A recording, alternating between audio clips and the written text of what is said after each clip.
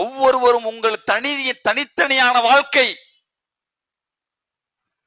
எப்படி சாப்பிடாம, எப்படி குடிக்காம தனிமையிலே அமரும் பொழுதும் யாரும் இல்லை என்கிற நிலையிலும் அந்த எண்ணமும் சிந்தனையும் வருகிறதோ, அன்புள்ள சகோதரர்களே, அந்த எண்ணமும் சிந்தனையும் எல்லா காலத்திலும் வர வைப்பதற்குத்தான் அந்த நோன்பு.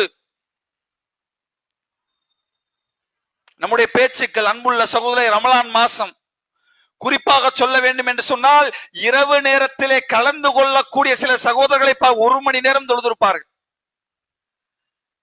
இஷாவுக்கு வந்திருப்பாரு, இரவு தொழுகை எல்லாம் முடிச்சிட்டு, வித்திரெல்லாம் முடிச்சிட்டு 1 மணி நேர தொழுகை நமக்கு எப்படி தெரிகிற மிகப்பெரிய தியாகம் மாதிரி. ஏதோ இரவு முழுக்க 3 மணி நேரம் 4 மணி நேரம் அந்த 1 மணி நேர தொழுகையை தொழுது விட்டு அந்த பள்ளிவாசலிலே வெளியே நின்று ஒரு சில சகோதரர்கள் பேசுவார்கள் 11 மணிக்கு தொழுகை முடிந்தது என்று சொன்னால் மணி 12, மணி 1, மணி 2, 3 மணி நேரம் ஊரில் இருக்கக்கூடிய எல்லா பலா முசீபத்துகளையும் பேசுவார்கள். அன்புள்ள சகோதரர்களே, உங்கள் பேச்சுக்கள் அல்லாஹ் கண்காணிக்கிறான். குறிப்பாக சொல்ல வேண்டும் என்று சொன்னால் நண்பர்கள். அன்புள்ள சகோதரர்களே, ரமலான் மாதத்திலே கவனமாக இருக்க வேண்டியவர்கள் நம்முடைய நட்புகள். உங்களால் உங்கள் நண்பரிடத்திலே இறையச்சத்தை புறம் பேச முடியல. அவரை பார்த்தாலே பேசணும் தோணுது, அவரை பார்த்தாலே அவரோட வெளியே போகணும் தோணுது, அவரை பார்த்தாலே சாப்பிடணும் தோணுது. ஒருவேளை அவர் நல்ல நண்பராக கூட இருக்கலாம். அன்புள்ள சகோதரர்களே, உங்களால் முடிந்தால் இந்த 1 மாதமாவது அல்லாஹ்வுக்காக அவரை தவிர்த்து வாழுங்கள், தனிமையாக வாழுங்கள்.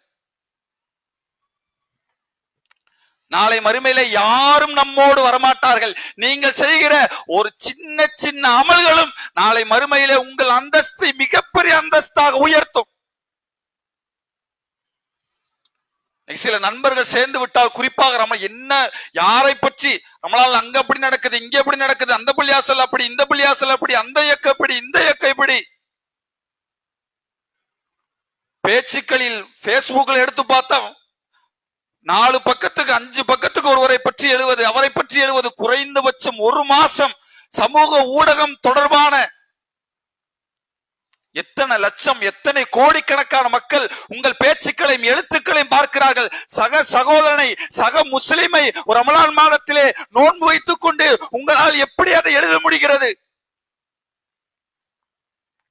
அல்லாஹ்வுடைய தூதர் சொன்னார்கள், நோன்பு வைத்த நிலையிலே உங்களோடு ஒருவர் சண்டைக்கு வருகிறார், வந்தால் நீங்கள் சொல்லுங்கள்,